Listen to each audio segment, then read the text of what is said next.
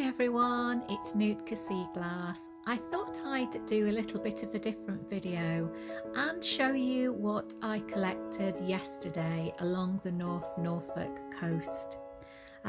This is the amount of times that I bent up and down, so I don't really need to go to the gym. I just rely on my beach foraging days out to tone bum, tum and legs, but all sorts of an array of things. When I get them home, I wash them straight away, and then before I start making and crafting any designs for jewellery, I actually cleanse them and buff them before I start, just to remove any bacteria or anything else that may be lurking on them. So yesterday I picked up some lovely finds. Now I picked up a couple of bits of sea tile, and this sea tile will be from the houses that have actually eroded into the sea from the cliff falls that we have along the North Norfolk coast. Haysborough is one of the places that is really rapidly eroding, and just last week we had another cliff fall at Haysborough which took part of the cliff top path away with it, and part of the farmer's field as well. So sadly, you know, you're going to find things like this in years to come. No houses have actually gone over the edge in recent years, in the past couple of years, but to my knowledge, from when I was a child, I used to walk right to the end of Beach Road, and there were many more houses than there are now. I think there's a little bungalow which stands at the end, and I don't know how long that's going to be before that gets also washed away in the sea. But it's lovely to pick up sea tile, because I can remember things up Beach Road from being a child. There was I think there was a B&B up there at one time, and a fine Edwardian house as well, so it brings back many memories for me. But I just love the colour of this sea tile. So that's those. And here is the lovely find that I've called my infinity stone. You probably saw me pick that up on the beach. It's wonderful. I've called it the infinity stone because it has 8 indentations and 2 holes. Now, if you're aware of the number 8, which is the number of infinity, it's basically never ending. You can carry on drawing the figure 8 for infinity, so it's called the infinity number, and it's a very, very magical number as well. So really like that. I've not worked out whether I'm going to keep that or let it go to someone who needs it more than I. My absolute favourite find, if I can find it, from yesterday is my hair hag, and I'm definitely going to keep this. This reminds me so much of a hare's skull, if you can see there. I love the hagstones that I collect, which remind me of animals, basically animal faces.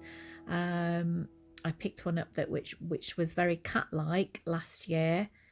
Doesn't look anything from the back, but look at that.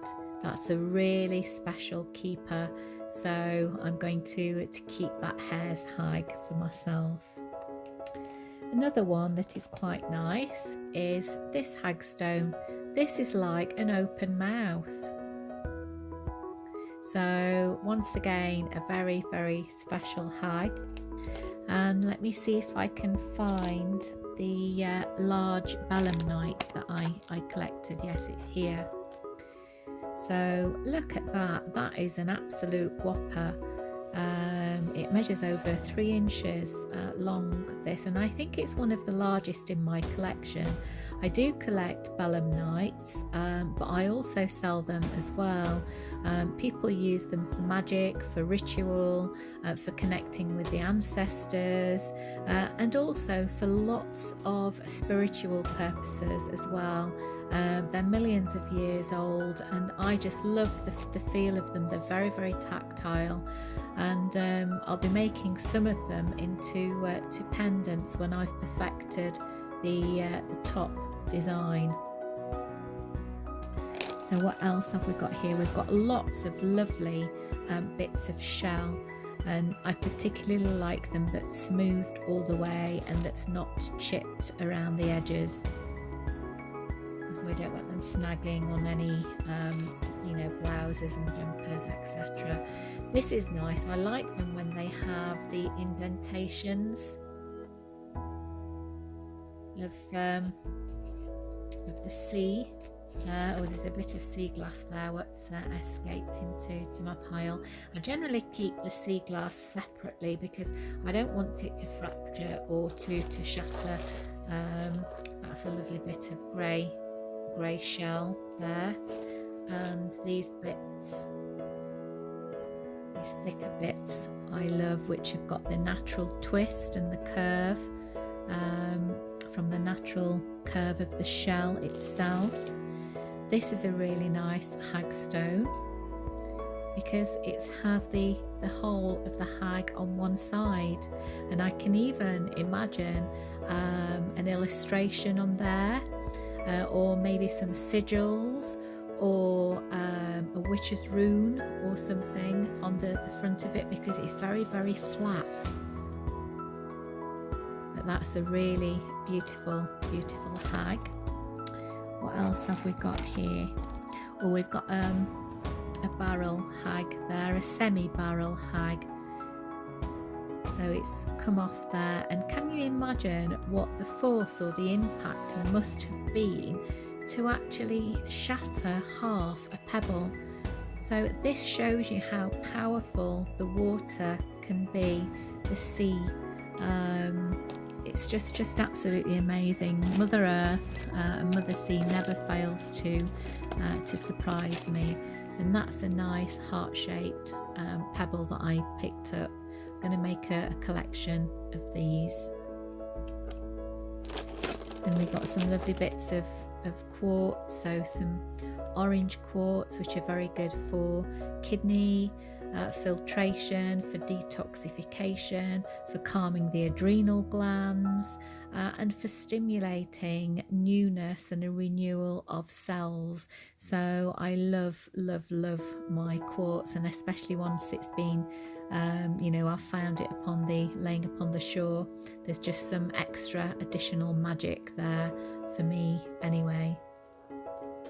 So another piece of sea tile there, may have been from a kitchen or a bathroom, but it's nice to remember the houses that once were enjoyed along the cliff top.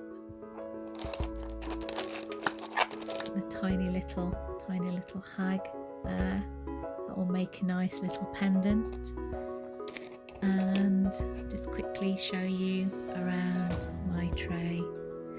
So I've picked up there quite a good haul of shell, hagstones, my sea glass, which I keep separately, quartz, sea tile, and some belemnites.